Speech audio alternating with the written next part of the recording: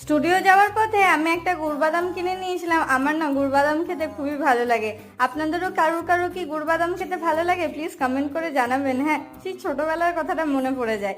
যাই হোক, তারপরেতে কাস্টমার চলে এসেছিল, দিয়ে একটা ট্যাটু বানানো হচ্ছিল। ম্যাম বলেছিল ব্যাকেতে ট্যাটু বানাবে, তো আমরা সেই অনুযায়ী ডিজাইন দেখিয়ে দিয়েছিলাম। এটা ছিল তার ফাইনাল লুক। কাজকর্ম করার মাঝখানে মনে হয়েছিল একটুখানি কফি খেতে যাব, বাট আমার খুব গরম লাগছিল, যে কারণের জন্য আমি হট কফি খাইনি। আর আদির যেহেতু একটুখানি গলা ব্যথা করছিল, সেই জন্য বলেছিল, ঠান্ডা লেগে গেছিল, সেই জন্য বলেছিল যে আমি ব্ল্যাক কফি খাবো। তো ওই জন্য ব্ল্যাক কফির জায়গাতে ক্যাপাচিনো খেয়েছিল।